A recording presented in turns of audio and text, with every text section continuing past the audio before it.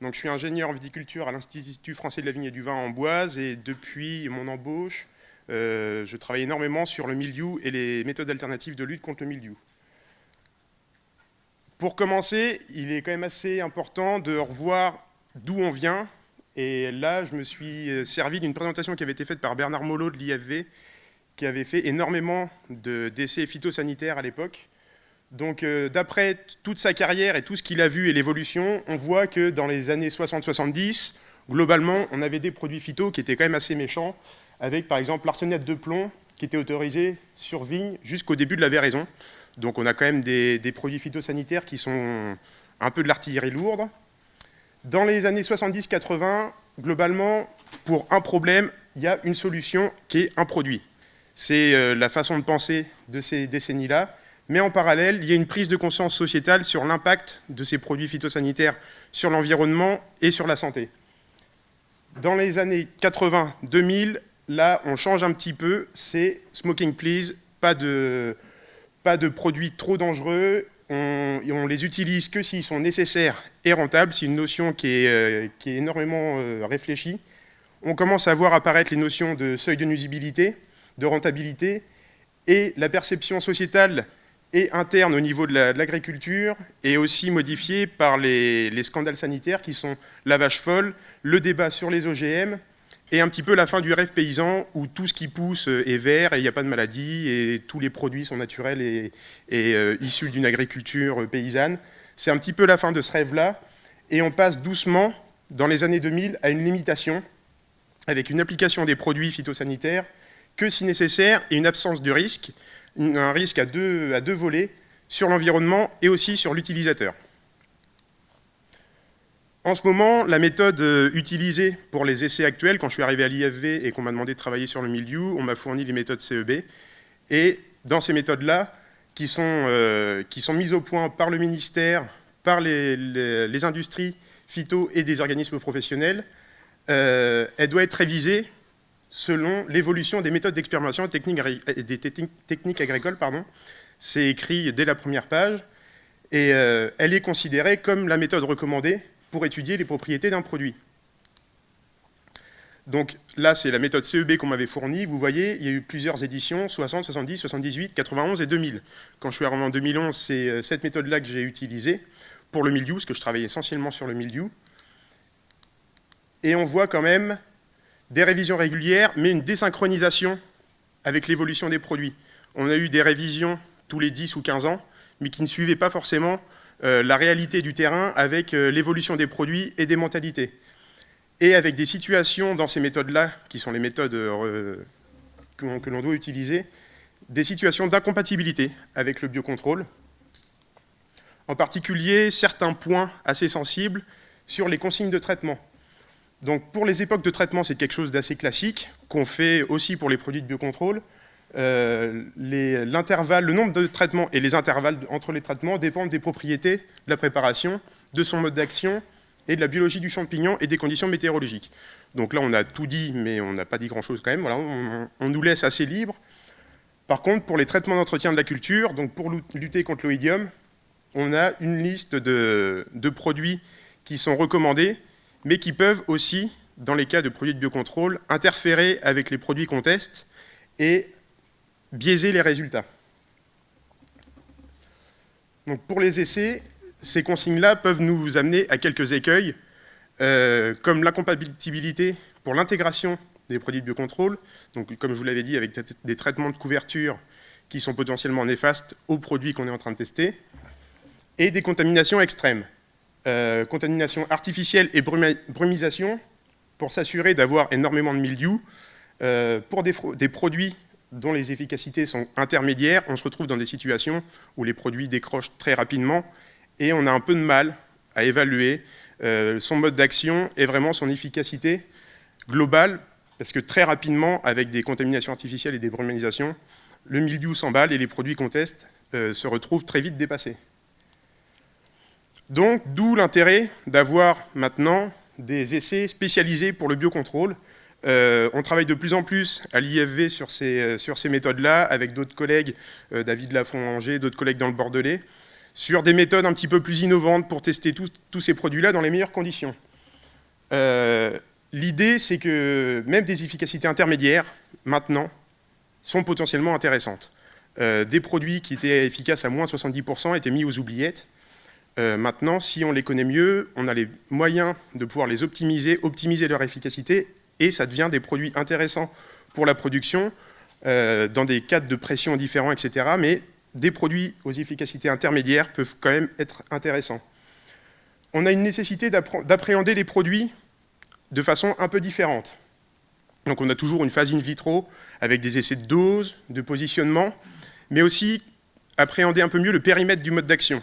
Par rapport aux produits phytosanitaires classiques qui sont stables et efficaces dans les situations très larges, en général, avec les produits de biocontrôle, particulièrement ceux qu'on a testés, on a découvert, en les travaillant, qu'ils ne sont pas forcément efficaces dans toutes les situations, et il est intéressant de les mettre dans les meilleures dispositions pour qu'ils fonctionnent. Quelque chose aussi de très particulier sur les produits de biocontrôle qu'on a testés, c'est la variabilité des efficacités. Pour un même produit, dans différentes conditions, on observe des efficacités différentes qui sont liées aux qualités intrinsèques du produit, mais aussi à la stabilité de ces produits. On travaille avec des produits qui sont vivants ou issus du vivant. C'est des produits qui ne sont pas figés, qui ne sont pas stables dans le temps, donc il y a aussi une nécessité de réfléchir un petit peu sur le produit à la base pour pouvoir le mettre dans des meilleures conditions. Et globalement, sur les produits qu'on teste, c'est rarement des bêtes de course hyper efficaces, donc il faut réfléchir en amont pour les mettre dans des meilleures conditions.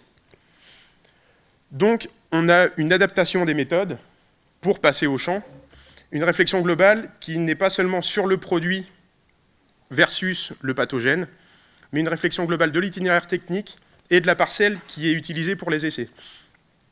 On a besoin de connaître les propriétés du produit, la dose efficace in vitro, c'est le b.a.-ba, le positionnement et le mode d'action. C'est très important de connaître le mode d'action, même supposé du produit, pour pouvoir le mettre dans les meilleures conditions ensuite pour les essais au champ. Et aussi quelque chose sur les parfois l'impasse est faite, c'est les points faibles du produit. Ses sensibilités, à quoi il est sensible, qu'est-ce qui va faire qu'il est dégradé, et les conditions de dégradation. Et en parallèle, on est obligé de suivre de nouveaux paramètres qui n'étaient pas forcément suivis avant, comme les UV, l'exposition aux UV, les durées d'humectation, la température locale dans le couvert végétal, l'hygrométrie. C'est une liste non exhaustive, il y a énormément de paramètres à suivre, qui sont nécessaires à l'application du produit, parce que certains produits ne vont pas supporter une température supérieure à 25 ou 30 degrés, donc voir l'appliquer quand il fait trop chaud, ça ne servira à rien. D'autres, au contraire, ont besoin d'une certaine humidité relative pour avoir le temps de s'installer. Je pense aux micro-organismes qu'on teste en particulier contre le botrytis. Si on les applique quand il fait trop sec, les micro-organismes qu'on implante meurent directement. Et si 2 jours avant, il y a un anti-oïdium qui a été passé, qui est un antifongique, globalement, nos micro-organismes ne vont pas forcément apprécier. Donc il y a beaucoup de paramètres à suivre.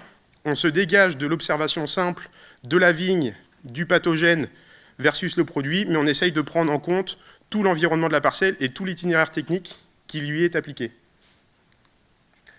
Je vous cite rapidement un exemple d'Actisarm. Donc c'est un projet que j'ai mené depuis 2011 en région Centre, en partenariat avec l'Université François Rabelais de Tours, le laboratoire biomolécules et biotechnologie végétale, avec le docteur Arnaud Lanoux. L'idée, c'était d'utiliser un extrait brut de polyphénol de sarment. La ressource en sarment est assez importante. Pour l'instant, ils sont peu valorisés parce que, à part être broyés pour faire un apport de matière organique dans les rangs, ou certaines filières de valorisation, il n'y a pas énormément de valorisation, alors que leur composition est très intéressante. Il y a une trentaine de polyphénols. C'est un ratio qui est très variable en fonction de nombreux facteurs. Et là, on touche un petit peu justement la spécificité des produits de biocontrôle. C'est que ce n'est pas un produit, une composition. Il y a énormément de variabilité et il y a de nombreux facteurs qui jouent. Sur ces 30 polyphénols, il y en a un tiers qui sont inconnus. Donc quand ils sont passés en HPLC, ils ne sont pas connus dans la bibliographie. Il y en a un tiers, quand ils sont pris un par un et testés contre des candidats ou d'autres micro-organismes, sont peu antifongiques. Par contre, il y en a un tiers qui sont très antifongiques, qui ont des propriétés antifongiques intrinsèques du polyphénol. Donc, avec cet extrait-là, on s'était dit, super, on a un extrait qui est antifongique. la purification est coûteuse en énergie et économiquement peu rentable, on va utiliser cet extrait brut. On l'utilise en essai in vitro contre mildiou. Donc on a fait un essai dose en préventif, et vous voyez qu'on a quand même des efficacités qui sont assez intéressantes, avec des moyennes qui peuvent atteindre 95%, avec une vraie inhibition du développement de Plasmopara viticola sur les disques de feuilles. Ceci est en conditions contrôlées, et on va voir que par la suite, c'est très intéressant et très important pour comprendre après les échecs qu'on a eus. Et donc ces conditions contrôlées réduisent l'impact, donc, que je vous citais tout à l'heure, de l'itinéraire technique, de l'environnement de la parcelle. Donc vous voyez, le témoin d'entretien, donc là, en projeté, je ne sais pas ce que ça donne, mais on voit qu'il y a des taches de mildiou sur tous les disques. Actif serment préventif, on n'a aucun développement de mildiou, donc on était très content, très serein. On avait des efficacités similaires à celles du cuivre, avec le même positionnement in vitro. Donc pour la stratégie en plein champ, on a gardé une application similaire à un produit de contact, avec comme les mêmes modalités, par exemple, que le cuivre. Et vous voyez que ça n'a pas été une grande réussite. 2013, efficacité inférieure à 10%, 2014, 50%, 2015, 100%, mais il n'y a pas de pression, on avait arrêté de traiter dès le mois de juin, il n'y avait aucune contamination de mildiou, donc c'était trop facile. Et 2016, on a réussi, avec une pression assez globale, semblable à la moyenne du Val-de-Loire, à avoir des efficacités très intéressantes, alors que vous voyez que les premières années, au niveau des inflorescences, c'était quand même assez catastrophique. Ce qui a changé, donc c'est pour ça qu'on travaille de plus en plus sur la réflexion sur les méthodologies, c'est qu'en échangeant avec d'autres techniciens qui travaillaient sur des produits naturels et le porteur universitaire du projet, on s'est penché vraiment sur les caractéristiques du produit, et le point qu'on a soulevé, c'est qu'il était sensible aux UV. On ne le savait pas au moment des tests in vitro, et on s'en est vite rendu compte au moment des applications en plein champ. Donc on a complètement changé notre réflexion sur l'application du produit. Donc il est sensible aux UV, il est préventif, on l'applique en amont des contaminations. On utilise la modélisation pour traiter au plus près des contaminations simulées. On oublie le principe qui était utilisé pour les produits de contact, 20 mm de pluie, ruissellement, le produit est éliminé, il faut le renouveler. Là, la règle, c'est si la dernière application a plus de 7 jours et que des contaminations sont simulées, on traite, même s'il n'a pas plu, parce qu'on sait que notre produit est sensible aux UV et aura été dégradé. Et la dose a été multipliée par 4 par rapport aux essais in vitro. Et sur ces essais-là, c'est en remodelant la méthode, en changeant tout, en discutant avec des techniciens de terrain et les porteurs universitaires, qu'on a réussi à mieux comprendre le produit, à le mettre dans les meilleures conditions et faire en sorte qu'il marche le mieux possible. Et c'est un peu l'idée du consortium public-privé biocontrôle. C'est un consortium qui a été lancé l'année dernière, dont je suis l'animateur du réseau Mildiou. C'est un consortium qui rassemble des firmes, les instituts techniques agricoles et l'INRA. L'idée globale, c'est pour 1 euro venant des privés, il y a 1 euro public qui est mis pour l'animation et la vie du consortium. Les projets sont pré-compétitifs pour éviter toute distorsion de concurrence et donner un avantage concurrentiel à une firme par rapport à une autre. Et les actions de ce consortium font partie du programme proposé par la mission Agriculture et Innovation pour le biocontrôle. Et ces actions, c'est seulement une petite partie de la proposition globale de cette mission-là. Les actions, l'idée, c'est d'être toujours équilibré entre le court terme et le long terme. Ne pas se dire, oui, bon, on va essayer de travailler pour que des produits de biocontrôle sortent dans 10 ans. L'ambition, c'est d'accélérer un petit peu la recherche et développement qui est faite en ce moment pour accélérer la mise sur le marché de produits de biocontrôle. Sans oublier les petites entreprises, c'est quelque chose d'assez spécifique avec le biocontrôle. Il y a beaucoup de petites entreprises qui développent des produits qui sont globalement assez efficaces, mais qui n'ont pas forcément leur réseau habituel de recherche, de développement, de valorisation, et qui restent peu connus et qui mériteraient, vu la qualité de leurs produits, à être beaucoup plus connus que ça. Donc on ne les oublie pas. Un retour sur investissement matériel et immatériel sur la partie méthodologie, et un équilibre entre la recherche et le développement. Les actions 2016-2018 de ce consortium, donc comme je vous l'ai dit, c'est favoriser l'émergence de projets de R&D. Mettre en place des outils collectifs d'évaluation et d'intégration des produits de biocontrôle dans les systèmes de culture. Donc là, il y a un gros morceau. En une phrase, ça cache beaucoup de choses. Il y a énormément de méthodologies, comme je vous l'ai dit, qui ne sont pas forcément adaptées au biocontrôle. Donc il y a des groupes de travail qui sont mis en place pour adapter ces méthodes-là à l'évaluation de produits de biocontrôle. Valoriser les collections et des activités de screening public. Beaucoup d'instituts techniques, dont l'IFV, on a beaucoup de collections de micro-organismes qui ont été isolés dans les vignes. Et sur ces collections-là, elles sont sauvegardées, mais il y a forcément des candidats très intéressants en termes de micro-organismes utiles pour le biocontrôle.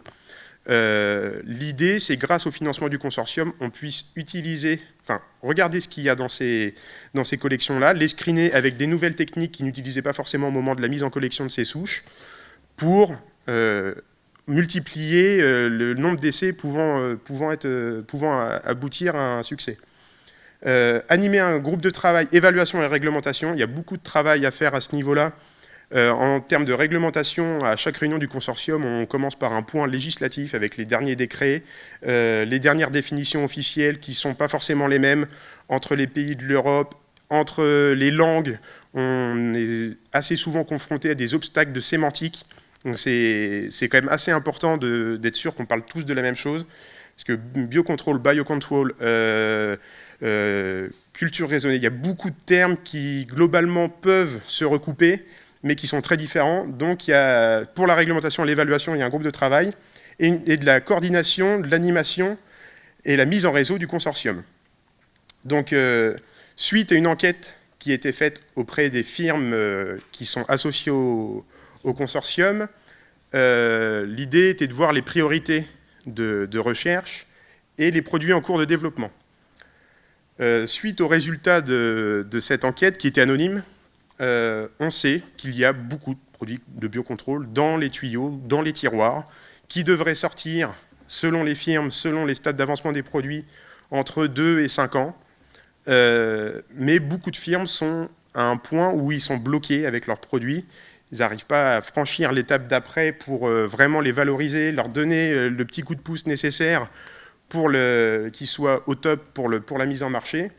Donc la proposition qui a été faite aux firmes à la fin de l'année 2016, c'était 3 réseaux financés par le consortium et par Ecophyto. Un réseau sur les maladies aériennes de grande culture, qui est animé par Arvalis. Un réseau insectes, piqueurs, suceurs par le CTIFL. Et un réseau mildiou, vignes, pommes de terre, basilic, choux, toute culture atteinte par le mildiou. L'idée du réseau mildiou, qui est animé par moi-même, avec la FN3PT, le CTIFL, l'Astrodor, VGnov, Arvalis et l'ITEPMAI, c'est de construire un réseau de sites d'expé avec un spectre assez large entre l'INVitro et l'INCampo. Grâce à la diversité de ces instituts techniques, on a tous nos méthodes d'évaluation in vitro, en conditions contrôlées, en chambre climatique, en plan, jusqu'au champ, pour tester des produits contre nos mildious respectifs, que ce soit le basilic, la tomate, le chou ou la vigne. L'idée, c'est de bâtir ensemble des protocoles communs d'évaluation. Donc, c'est un gros travail, parce que derrière le terme mildiou se retrouve une diversité assez affolante de souches et de biologie de champignons très différents. Mais c'est quand même très intéressant. Tester tous ces produits-là dans différentes conditions, sur différentes cultures, faire une synthèse globale de ces essais-là. Donc les expés sont financés par les firmes et le consortium finance l'animation du réseau, la mise au point de ces protocoles communs et la synthèse globale reprenant tous les essais faits dans différentes cultures. L'idée générale pour tous les produits, pour tous les réseaux, c'est de sortir des tiroirs les produits de biocontrôle laissés de côté car peu efficaces globalement ou pas assez intéressants. Il y a des produits qui étaient en cours de développement il y a quelques années, qui ont été laissés un peu de côté parce que, comparé à d'autres molécules à l'époque, sur le marché, c'était pas assez intéressant d'avoir ces produits-là. Rassembler des spécialistes de biocontrôle pour sortir un peu des sentiers battus, justement travailler, comme je vous l'avais dit tout à l'heure sur l'exemple que je vous ai cité, prendre un petit peu de recul sur l'application de ces produits-là, changer un peu de paradigme pour avoir les meilleures solutions, mettre les produits dans les meilleures situations pour qu'ils fonctionnent le mieux possible. en innovant sur les méthodes d'évaluation. En multipliant les essais, on va multiplier les situations d'échec ou de succès, et en se mettant tous autour d'une table, on devrait pouvoir réussir à se mettre d'accord sur ce qui a joué sur le succès ou sur l'échec de tel produit sur telle culture. En travaillant à plusieurs en interfilière, on multiplie les essais, on partage les écueils et les situations d'échec, on partage et on adapte les situations de succès pour multiplier ces situations de succès et pouvoir donner un petit coup de pouce à la recherche et développement des produits de biocontrôle dans toutes les filières de l'agriculture. Et voici les 36 membres du consortium qui ont été lancés officiellement l'année dernière. Et les premiers essais se déroulent en ce moment dans différentes cultures. Et on devrait avoir un retour de ces essais et une première synthèse globale d'ici la fin de l'année. Je vous remercie.